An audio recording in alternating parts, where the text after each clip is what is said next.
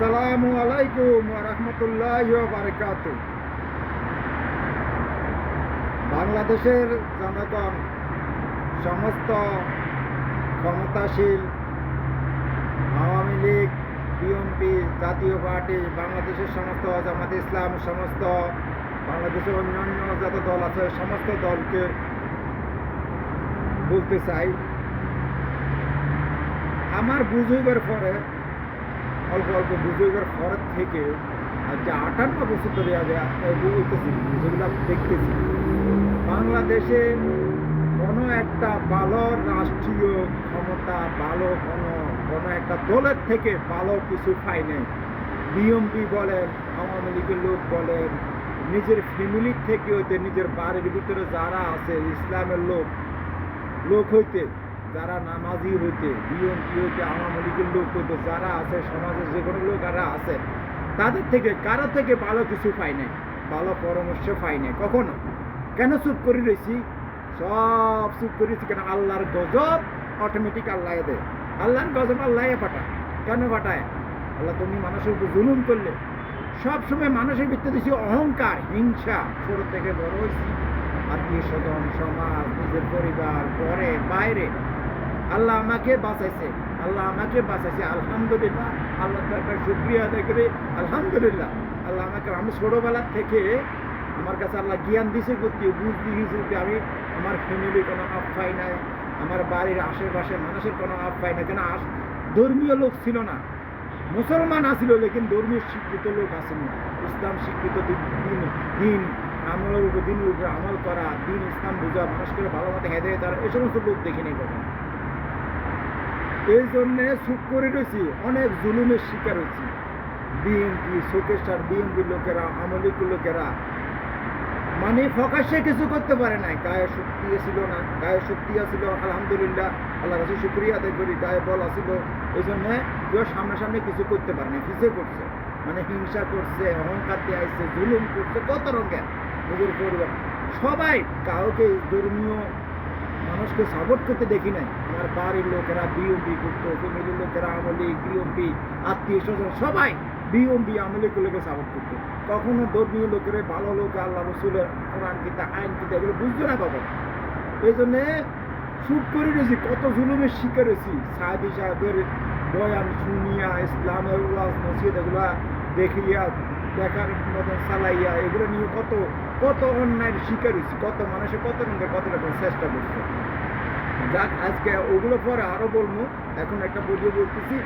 এই জন্য চুপ করে দিয়েছি। কেন? ভিডিও করতেছি, লাইভে চুপ করে দিয়েছি। আছে আল্লাহর গজব অটোমেটিক আছে, আমাদের জন্য আছে। আমরা চুপ করে থাকি, জনগণ আগে জেগে উঠো। জনগণ জেগে উঠার জন্য আমরা চুপ দেখে রয়েছি। আমি একমাত্র আওয়ামী লীগ কি, বিএনপি কি, জাতীয় পার্টি, আমি কোনো পার্টি, জামাত কি, আমি নিজের পার্টির জন্য, রাজনীতিকের জন্য, স্বার্থের জন্য কোনো রাজনীতিকে আমি সাপোর্ট করি না। আমার কোনো দরকার নাই। আমি ছোটোবেলার থেকে আমি কোনো ইলেকশনে যোগ নাই, ভোট দিই নাই, কারো কোনো আমি ভোটারে কিন্তু হই নাই এখনো। এই ধরে এখনো ভোটারে কিন্তু হই নাই। আমি কাউকে সাপোর্ট করি, আমি একমাত্র জামাত ইসলামকে সাপোর্ট করি। কেন? জামাত ইসলামের নেতৃগুণ ভালো ছিল, তাদের ভিতরে ইসলামের গুণ ছিল, তাদের ভিতরে ধৈর্য আছিল, তাদের ভিতরে হক ছিল। তারা নিজের কথা চিন্তা করে না, জনগণের কথা চিন্তা করছে, দেশের কথা চিন্তা করছে। সমস্ত যারা আলেম ছিল, তারা হক্কানি আলেম ছিল, আল্লামা দেওয়ান হোসেন সাঈদী সাহেবকে অনুসরণ করি। যারা নিজামি, যারা শহীদ হয়েছে, যারা দেশের জন্য ফাঁসিতে চলছে, তাদেরকে অনুসরণ করি। আমি একমাত্র জামাত ইসলাম করি। আমি কোনো জামাত ইসলামের কর্মীদেরকে দেখি, ওই যে গ্রাম্য কর্মী, ওই যে কতগুলো আছে নামদারি জামাত ইসলাম, তাদেরকে দেখি না। আমি বড় বড় নেতাদেরকে দেখি, আমি জামাত ইসলামকে সাপোর্ট করি। বুঝতে পারছেন? আল্লাহর গজব আল্লাহ নাজিল করে। আল্লাহর গজব এগুলা, মানুষের উপরে জুলুম করা, মানুষের গুম করিয়ে লান, মানুষের খুন করিয়ে লান, মানুষ, আমাদের মা বোনদের, কত মা বোনদেরকে দর্শন করছো, ক্যান্টারবেন হালাই প্রকাশ্যে দর্শন করছো, জালে দিছ, আগুন দিয়ে জ্বালা দিছ, শেষ করে দিছ। আল্লাহর গজব এগুলা। কত মানুষ, ফেরাউনের 400 বছরে মাত্র 30,000 মানুষকে খুন করছে।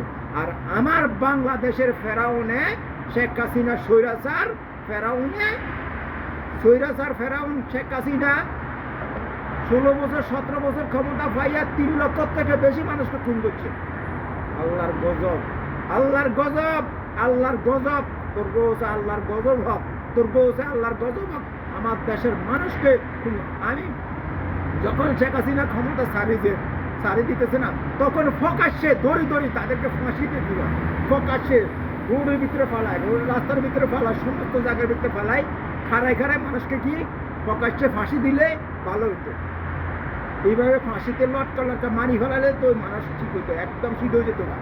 আমরা সবাই ভুল করছে, বাংলাদেশের যারা বর্তমানে এখন দ্বিগুণ দেশ গঠন করতেছেন, আপনারা সবাই ভুল করছেন। দড়ি দড়ি প্রকাশ্যে তাদেরকে ফাঁসি দিয়ে মারিয়ে দেওয়া দরকার। তো ভালো হতো, তারা ভয় করতো। আল্লাহর কাছে গজব, আল্লাহর গজব হইবে, আল্লাহর গজব। তো যে কোনো মানুষ ইসলামের উপর জুলুম করবা, আল্লাহর আইনের বিরুদ্ধে যাইবা, আল্লাহর যারা আল্লাহ যাদেরকে সৃষ্টি করেছে তাদেরকে তোমরা খুন করতেছো, তাদেরকে তোমরা মানত করতেছো। যারা আল্লাহর দানে জিনিসকে মানুষ তোমরা জুলুম করছো, দেশের মানুষ অর্থনীতি শেষ করে দিছো। আল্লাহর গজব নাজিল করছে, আল্লাহর গজব নাজিল করছে তোর উপরে।